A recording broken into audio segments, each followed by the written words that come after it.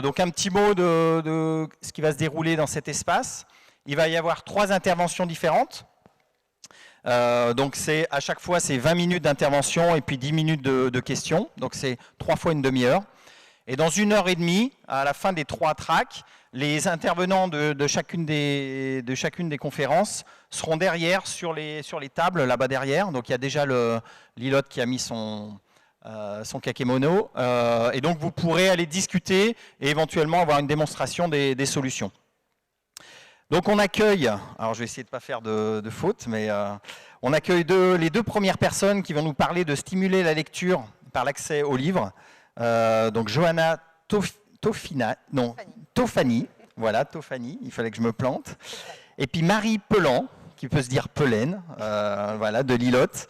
Et donc elles vont nous parler de comment le rapport au livre a pu devenir plus simple et plus accessible, et donc comment elles ont stimulé la lecture par l'accès aux livres. Donc je vous laisse, normalement il y a vos slides qui s'enchaînent là, vous avez chacune un micro, et donc vous avez 20 minutes pour présenter, et puis 10 minutes de questions. Je vais rester pas loin pour faire le timing, mais voilà, prenez votre temps pour... voilà. Allez, à plus tard. Merci, bonjour à tous, merci de nous accueillir ici auprès de vous. Donc on ne va pas se représenter. Moi, je représente Lilotte, un outil pour encourager les enfants à la lecture. Et Johanna. Et moi, donc Johanna Tofani, je suis chef d'établissement de l'école Saint-Maurice, qui est dans le 8e arrondissement de Lyon. Alors aujourd'hui, on va en effet aborder les choses sous 3 axes. La première, c'est vraiment l'expérience terrain de Johanna dans son école. On va vous présenter très rapidement Lilotte. Et puis, on va surtout vous présenter les résultats de notre première mesure d'impact. Alors Anna, qui devait être là, malheureusement n'est pas avec nous, mais elle s'est enregistrée, donc vous aurez quand même sa présence virtuelle avec nous.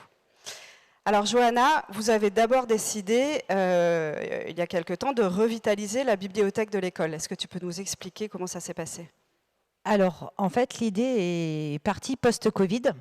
Retour à l'école, bilan de ce qui a été fait, pas fait à la maison, et un tas d'activités a été fait parents-enfants, mais la lecture et le partage des histoires étaient un petit peu oubliés.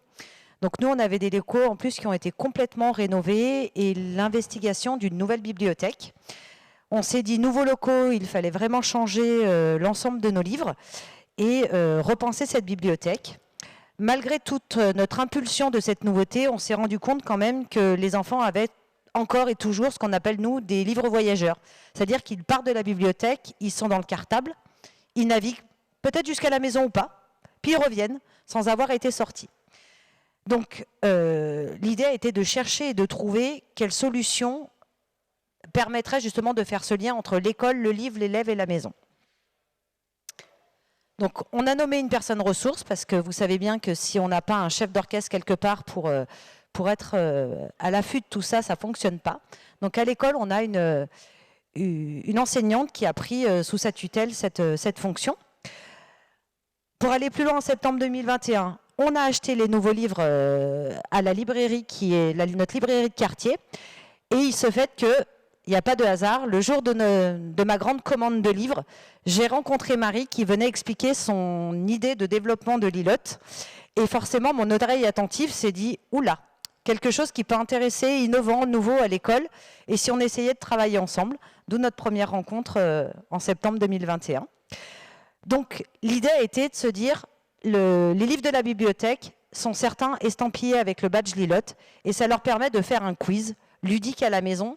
Et l'idée de faire ce quiz-là, c'est que les parents se rendent compte que l'enfant sort le livre, déjà. Voilà. Il existe une bibliothèque à l'école, oui. Il existe un emprunt de livre, oui. L'enfant peut le lire, oui. Il peut être accompagné de ses parents et on peut le compléter avec le quiz. Et l'objectif était vraiment de stimuler cette motivation des élèves et leur engagement dans la lecture. Et nous, d'avoir ce fameux feedback, parce que quand ils revenaient la semaine d'après avec leur livre, quand on leur dit « tu l'as lu ?» Oui, oui. Ou alors quand on leur demandait « pourquoi est-ce que tu ne l'as pas rendu ? Je ne sais pas où il est. » Vous appelez les parents, on n'a pas le livre de bibliothèque, mais on ne l'a jamais vu. Donc l'idée, c'était vraiment de trouver cette nouvelle axe de stimulation. Donc, ça a été vraiment un travail de concert. Donc Lilotte, c'est un outil qui aujourd'hui est recommandé par l'Éducation nationale et qui est compatible avec le GAR. C'est vraiment un lien entre le livre papier et le jeu digital. Alors si ça marche, je vais vous lancer un Bonjour mini tuto. et bienvenue sur Lilote, le jeu éducatif qui propose des milliers de quiz de lecture en ligne dans le but d'encourager les enfants à lire.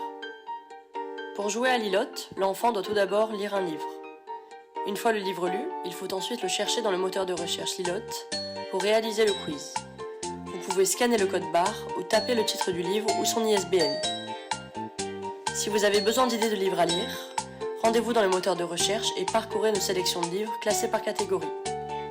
Vous pouvez également consulter notre sélection Kit École qui propose 40 titres de livres jeunesse par niveau de classe, de la grande section au CM2. Les quiz sont toujours composés de 5, 10 ou 15 questions, en fonction du niveau du livre. L'enfant gagne 3 points s'il trouve directement la bonne réponse, 2 points s'il trouve au deuxième essai, et 1 point au troisième essai, ou s'il ose dire qu'il ne sait pas. Il est toujours encouragé de façon positive à revenir au texte et à réessayer. Il peut choisir son mode d'affichage, et certains quiz sont disponibles en mode audio. À la fin du quiz, l'enfant peut voir son nombre de points et décider de rejouer s'il souhaite en gagner davantage. Plus il lit, plus il gagne de points, et plus il progresse rapidement sur son parcours de jeu. Lilote est un jeu éducatif qui peut être utilisé à la maison, à la bibliothèque et à l'école. Et l'enfant peut choisir de jouer seul ou en équipe. Le parcours de jeu et les quiz réalisés sont consultables à tout moment. Si vous êtes enseignant et que vous choisissez d'adopter Lilote pour votre classe, vous bénéficiez d'un accès à un tableau de bord qui vous permet de suivre l'avancée et les progrès de chaque élève. Vous pouvez également leur remettre des diplômes pour les encourager à continuer. Alors n'attendez plus, rejoignez Lilote et permettez à tous les enfants de découvrir le plaisir de la lecture.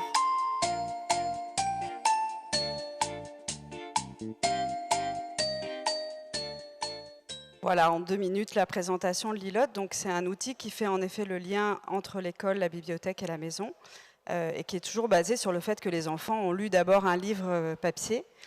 Donc, il a été mis en place à l'école. Les enfants avaient des codes individuels. Il y avait aussi des comptes de classe. Donc, il s'agissait réellement pour toi, Johanna, et c'est ce que tu m'as souvent expliqué, parce que Lilote peut être utilisé de maintes manières, mais chez vous, il a fallu vraiment que ça serve à impliquer les parents dans la démarche de lecture de leurs enfants. Oui, on se rend compte qu'on arrive dans une génération où tout va vite, tout va trop vite, et le temps parent-enfant est de plus en plus écourté. Et malgré nos recommandations, le partage du livre et de la lecture le soir à la maison se fait pas ou se fait peu. Alors nous, on est encore parti d'un postulat école, c'est que notre école n'était pas équipée ni d'ordinateur ni de tablette. Donc on ne pouvait pas de toute façon le faire en autonomie à l'école. Donc Lilote est venu présenter dans chacune des classes la façon d'utiliser le livre, le ramener à la maison, rentrer dans son compte élève et ensuite pouvoir faire ses quiz. De la même manière, l'explication a été faite aux parents et l'idée était vraiment que l'enfant soit acteur de la volonté de lire et de faire ses quiz et à l'inverse que le parent aussi ait envie de partager ce moment-là avec son enfant. Alors, impliquer les parents dans la démarche de lecture, ça a donc consisté là à embarquer 5 classes du CP au CE2, soit près de 150 élèves. Il y a eu un démarrage progressif en classe. Ça a, comme le dit Johanna, renforcé le lien social avec la famille et surtout, ça a rendu l'enfant acteur de son apprentissage. C'est-à-dire que ça, les parents nous le disent souvent. Quand Lilote a démarré, ils cassent les pieds des parents pour lire des livres et faire des quiz, parce qu'ils gagnent des points, ils sont encouragés à continuer.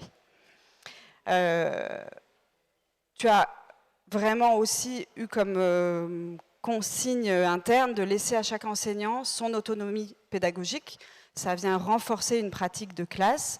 Là, en l'occurrence, sur une classe de CP, tous les jeudis, les enfants empruntaient un livre, ils faisaient le quiz à la maison, il y avait un challenge de lecture en classe, il y avait même un format papier d'abord, et ensuite l'utilisation du numérique pour consolider de manière ludique. Ça, c'est quelque chose qu'on a trouvé assez fort, c'est vraiment cette capacité à laisser chacun faire comme c'était bon pour lui par rapport aussi au groupe d'enfants. Donc, avec Lilote, vous l'avez vu dans la démo, on peut suivre l'activité de lecture. Sur cette année scolaire 2022-2023, il y a eu 93 élèves qui ont joué avec Lilote. Ils ont fait à eux tous 1715 quiz et lu 1514 livres. Et le clin d'œil, c'est qu'il se trouve que le meilleur joueur de l'ILOT en CE1 l'année dernière était à l'école Saint-Maurice et avait fait 240 quiz. C'est en soi un super score de lecture. Merci Johanna en tout cas pour ce témoignage. Je vois l'heure qui tourne, donc j'accélère un peu. On a eu la chance de pouvoir mesurer l'impact de l'ILOT à travers une recherche-action.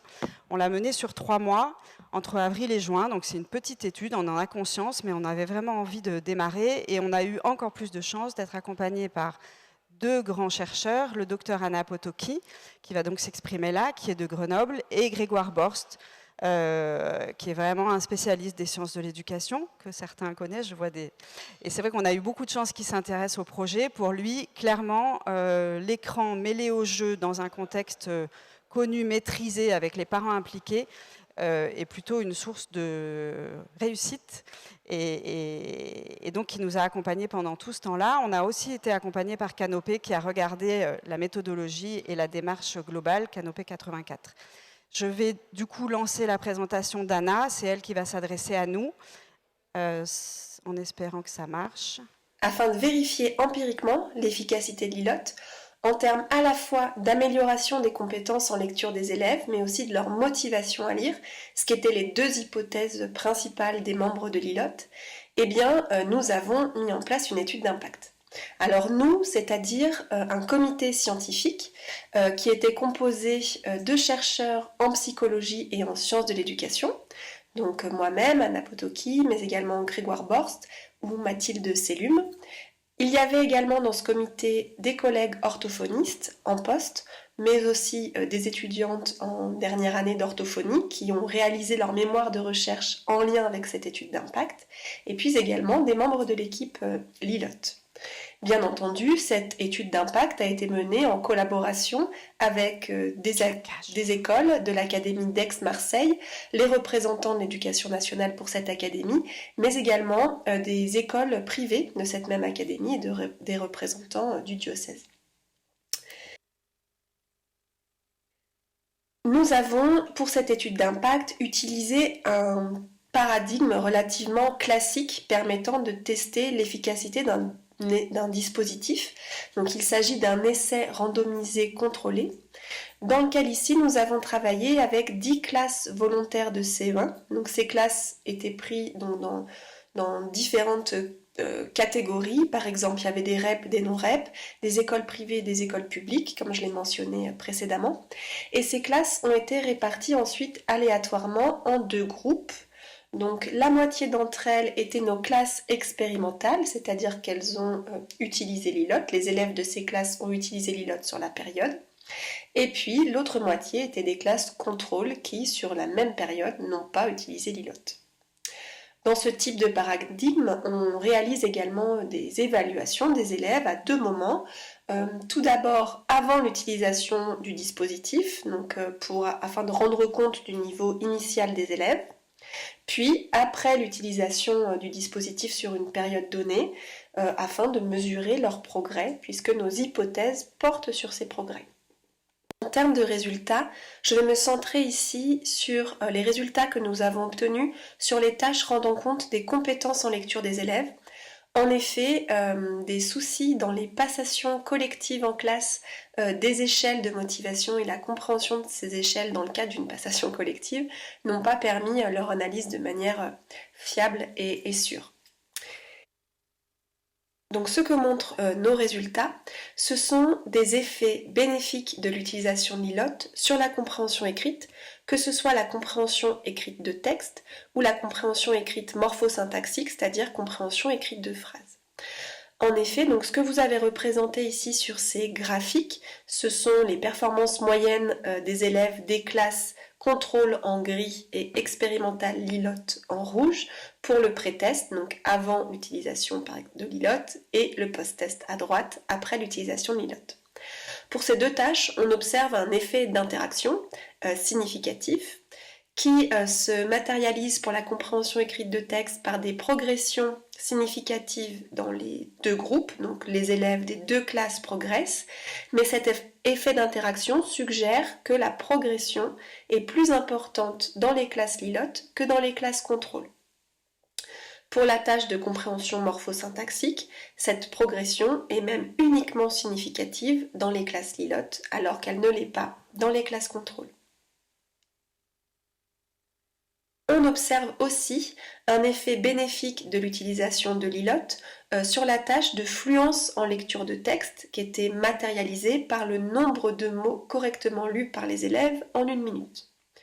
Dans cette tâche-là, on observe aussi un effet d'interaction avec une progression significative dans les 2 groupes, tous les élèves progressent, mais cette progression est plus importante chez les élèves des classes Lillotte comparativement aux élèves des classes contrôle.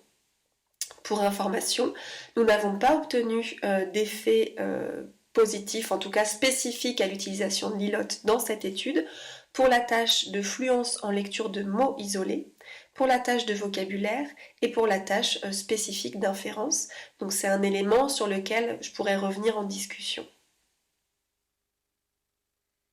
Donc après avoir mené ces analyses un peu générales, donc sur l'ensemble des classes, nous avons cherché à les affiner un petit peu en menant des analyses complémentaires qui visaient à examiner les facteurs qui pouvaient moduler les progrès observés au sein des classes Lillotte.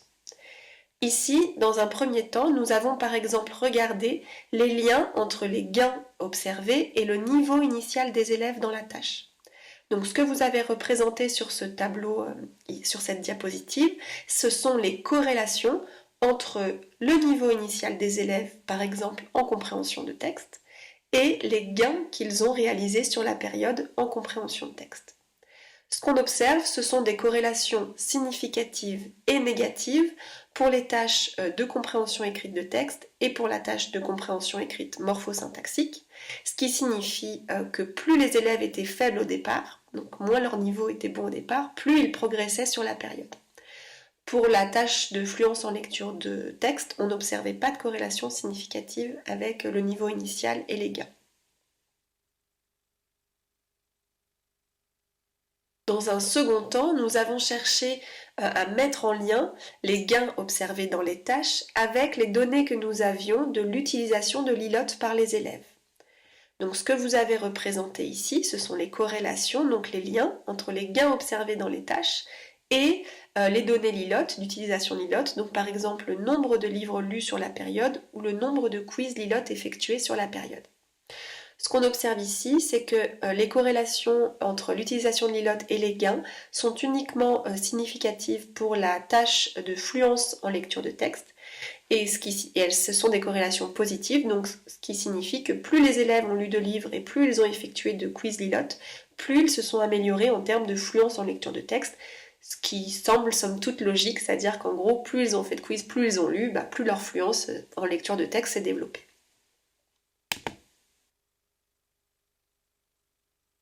Donc, pour résumer, les résultats de cette étude d'impact, donc menée à petite échelle, cela nécessiterait bien sûr d'être confirmé au moins à moyenne échelle, voire à plus grande échelle, sont néanmoins des résultats tout à fait encourageants, puisque nous avons observé une amélioration chez les élèves qui étaient dans les classes Lillotte de leurs compétences en termes de compréhension écrite, de texte et de phrases, et en termes de fluence en lecture. Notamment, ce que nous avons observé, c'est que pour la compréhension, l'utilisation de Lillotte apparaissait particulièrement bénéfique chez les élèves faibles compreneurs au départ, ce qui est plutôt un résultat très encourageant. Et en ce qui concerne la fluence en lecture de texte, plus les élèves lisaient et effectuaient de quiz sur Lillotte, plus leur fluence s'améliorait, ce qui est aussi un résultat comme je l'ai dit, qui paraît logique, mais en même temps qu'il était nécessaire de valider d'un point de vue empirique. Bien sûr, ces premiers résultats mériteraient d'être complétés, notamment pour pallier les limites de toute première étude. Donc, comme je l'ai évoqué, nous n'avons pas pu utiliser les données sur les échelles de motivation ou de sentiment de compétence en lecture.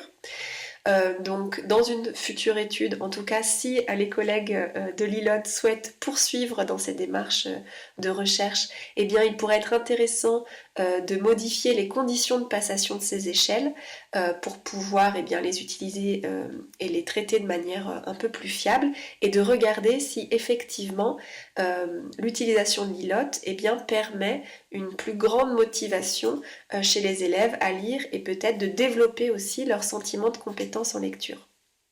Enfin, on sait aussi que tout outil n'est pas bénéfique en soi et que les bénéfices dépendent souvent des usages qui sont faits de tel ou tel outil. Et donc, dans des études futures, il serait également très intéressant de regarder quels sont les usages de l'ILOT en classe, donc par les enseignants, qui permettent de maximiser les progrès observés, que ce soit en termes de compréhension de fluence, mais aussi peut-être en termes d'amélioration des compétences des élèves sur des tâches pour lesquelles nous n'avons pas pu observer d'effet pour l'instant, par exemple la tâche de production référentielle ou la tâche spécifique de vocabulaire, donc de connaissance du sens des mots. Donc ça sera des pistes à explorer dans les études futures. Voilà, alors nous remercions vraiment chaleureusement Anna et Grégoire qui nous ont accompagnés dans cette étude. Ça a été vraiment passionnant. On n'a pas du tout le temps là que je vous explique les détails de qu'est-ce qui a fait qu'on n'a pas pu mesurer certaines choses, mais en fait c'était très concret. C'est pas si simple de mener une étude comme ça. C'est vraiment passionnant. Les enfants se sont prêtés au jeu et les enseignants aussi. Et ça donne vraiment envie de continuer à mesurer en fait les effets. Et c'est vrai que quand on a des certitudes, on dit plus on lit, mieux on lit. C'était une certitude pour nous, c'est une certitude pour les enseignants. Encore faut-il quand même le démontrer. Alors en conclusion, parce qu'il faut vraiment qu'on s'arrête, on a voulu simplement avec Johanna reprendre de manière très simpliste finalement ce qui pour nous fait qu'on stimule la lecture. Et il n'y a pas de scoop. La première chose, c'est qu'il faut des livres. Je te laisse peut-être le mot de la conclusion. Effectivement, comme disait Marie, au départ, on a l'impression d'enfoncer des portes ouvertes, mais il faut vraiment donner des livres adaptés au goût des enfants. Déjà, leur redonner ce goût de lire, impliquer les enseignants, les parents, les enfants. Je ne vous apprends rien, le triptyque fondamental pour l'apprentissage. Et puis, on est dans une génération numérique, dans une génération où, oui, on leur dit de limiter les écrans, mais l'écran utile a toute sa place. Adapté aux enfants, en appui de travail justement à l'école, à la maison pour faire le lien et dépasser ce côté je lis et je suis évaluée en classe. Non, je lis par plaisir, je fais mon quiz et j'arrive à comprendre pourquoi je réponds juste ou alors pourquoi j'ai répondu faux. Et voilà, tout un tas de méthodologies. C'est vrai que quand on a préparé la conférence, on s'est dit que dire tout ça en 30 minutes, on pourrait y passer des heures, voilà, ou 20 minutes. Mais on vous retrouvera pour toute autre question juste après. Merci en tout cas. Merci à vous.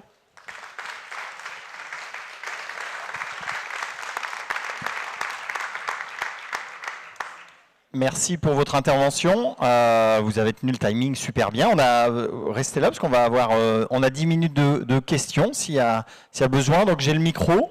C'est toujours le plus dur, la première question. Qui aimerait poser une question ?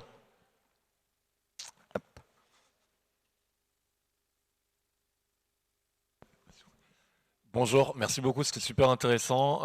Petite question sur le côté reward pour les enfants. Vous avez parlé de diplôme. Est-ce qu'il y a d'autres choses que vous avez mis en place pour inciter les enfants, le côté gamification, ludique, etc., ou des choses auxquelles vous pensez ? On a un grand débat sur la partie gamification parce qu'il faut en faire suffisamment, mais pas trop. On est quand même dans un cadre pédagogique, éducatif. Donc je ne sais pas si vous avez vu rapidement, mais on pourra vous faire des démos là-bas. Mais le parcours de jeu, en fait, il a des paliers assez fréquents. Et à chaque fois que l'enfant passe un palier, l'ILOT l'encourage, il y a un peu des étoiles, un peu des confettis. Il gagne des points, il voit ce qu'il gagne. Il a aussi une échelle de mesure synthétique, on va dire. Et en fait, cette mécanique-là suffit à lui donner envie de recommencer. Et dès qu'il a compris que pour continuer à évoluer, il fallait qu'il retourne chercher un livre, qu'il le lise, parce que s'il ne l'a pas lu, il ne peut pas faire le quiz et gagner le maximum de points. En fait, c'est cette mécanique qui fait que ça l'entraîne. Et pour l'instant, on s'en est arrêté là. On a des tas d'idées, mais tout ça, ça coûte de l'argent. Ce n'est pas à toi, Vincent, que je vais expliquer ça. Donc pour l'instant, on a l'impression que l'outil se suffit dans cette version-là, qui est une version assez aboutie. Mais ce qui est sûr, c'est que l'encouragement de l'adulte à côté joue son rôle aussi. Et donc finalement, les adultes nous disent souvent, mais qu'est-ce que l'enfant gagne ? L'enfant, il ne nous a jamais demandé ça. Bon, ça ne veut pas dire qu'un jour, il ne gagnera pas des livres. Et d'ailleurs, là, c'est ce qu'on a fait en fin d'année. Tous les notamment pour Raphaël qui a reçu un livre. Mais voilà, donc on s'est arrêté là. Il pourrait y avoir plus de choses. Ça reste un outil centré sur le livre et c'est ça qui nous pousse aussi à pas trop mettre de gamification en fait. Merci. Alors, une autre question.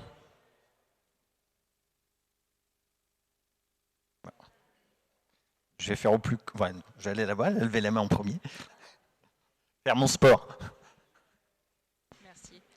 Bonjour, moi j'aurais une question, alors peut-être qu'il y a des choses qui m'ont échappé, sur la place que peuvent avoir les enseignants dans l'utilisation donc, de votre application. Vous avez évoqué un tableau de bord, est-ce qu'il y a d'autres outils? Est-ce qu'ils ont une façon d'agir sur les quiz par exemple?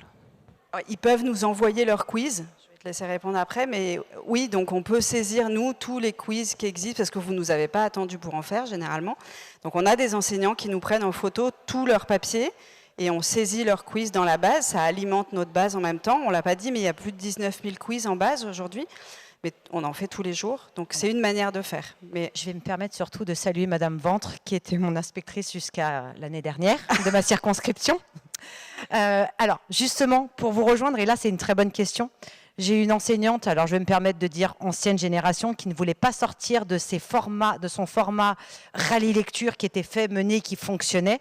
Et bien en fait, pour l'accompagner, Lilot a accepté d'intégrer ses questions, son quiz dans la base Lilot pour justement faire la première entrée.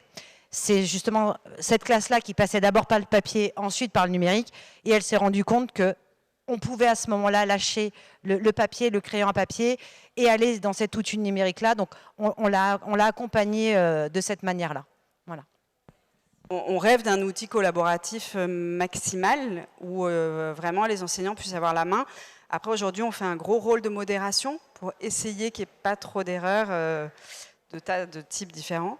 Mais on a aussi beaucoup d'enfants qui nous envoient leurs quiz. On a des classes de CM1, CM2 qui se font des défis de nous faire une collection entière de quiz et ils voient leurs quiz de leur classe apparaître. Et juste, j'en profite parce que un autre blocage que j'ai eu avec une autre enseignante, c'était de me dire oui, mais de toute façon, c'est trop facile, les quiz seront faits à la maison, donc ils auront tout juste, accompagnés du parent. Mais est-ce que l'intérêt, c'est la réussite et le nombre de quiz? Mais finalement, même si c'est tout juste parce qu'il est accompagné du parent qui explique pourquoi c'est cette réponse et pas l'autre. On arrive finalement à ce qu'on voulait tout à l'heure, c'est-à-dire le lien à la maison, j'ai lu le livre et je comprends l'histoire et je suis accompagné de l'adulte. Donc, la réponse derrière, nous, elle ne nous sert pas justement en finalité d'outils pédagogiques, de validation réelle de compétences. Ça, c'est un travail qui est fait à l'intérieur de la classe. Mais on donne encore un autre accès de développement qui sort un petit peu du cadre scolaire et qui donne l'envie. Ok. Alors, il y avait une question de ce côté. Bonjour, Charlie de Lalonde, Projet Voltaire. Vous pouvez nous en dire plus sur la manière dont vous avez obtenu entre guillemets cette recherche-action, cette étude d'impact. Grégoire Borst notamment est un personnage un peu intouchable et qui fait autorité dans le monde scientifique. Comment vous vous y prenez en fait pour trouver ce comité scientifique et le mobiliser? Je vais être très franche, c'est vraiment des opportunités de rencontre qu'on a su saisir. Je pense que quand on a démarré, et on en avait parlé avec Vincent, mais on ne savait pas du tout à quoi on s'engageait. On y a passé vraiment du temps, notamment personnellement, mais on a beaucoup appris en fait. Et du coup, on y est allé assez simplement. Ouais. Et il se trouve que Grégoire Borst, moi j'avais eu l'occasion de faire une émission sur France Bleu avec lui sur l'intérêt du jeu et de l'éducation. On ne s'était pas rencontrés avant l'émission, c'était très glissant parce qu'on pouvait ne pas être d'accord. Il se trouve qu'on a été d'accord et en sortant, il m'a dit « si un jour tu as besoin d'aide, tu me dis ». Et 2 ans après, je l'ai rappelé et je dis bah là, c'est peut-être le moment.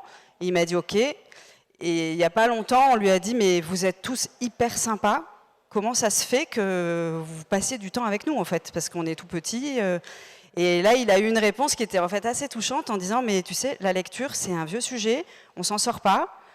Et tous les gens qui ont envie de développer des projets sur ce sujet-là, qui ont la tête un peu bien faite et qui surtout s'appuient sur le terrain, nous, on dit oui. Donc voilà, alors je veux pas que tout le monde l'appelle en disant Marie a dit que t'étais machin, parce que mais en tout cas voilà, on a eu cette ouverture et Anna Potoki c'est un peu pareil, c'est par un réseau, il y a Maud au fond qui travaille avec moi qui a fait le lien, mais Voilà, c'est des gens, je crois, qui savent que ça fait partie des compétences clés et qu'on n'a pas trop le choix, en fait. Là, il faut que ça bouge. Alors, on en a beaucoup parlé la semaine dernière, de la lecture. Et moi, ce qui me frappe le plus, c'est vraiment la problématique du livre. Enfin, quand on va dans les écoles, il y a des très belles choses, et heureusement, mais il y a aussi des enseignants débordés, des directrices débordées, j'en parle pas. Et la bibliothèque de l'école, c'est quelque chose qui devrait être fondamental. Sauf que les enfants de 2023, a priori, ils ne vont pas lire la même chose que nous quand on était petits. Quand on va dans les bibliothèques d'école, voilà. Ok, eh ben, merci beaucoup. Vous retrouverez du coup les deux intervenants derrière dans 1 heure maintenant, une fois que les deux autres ateliers seront faits. Merci beaucoup.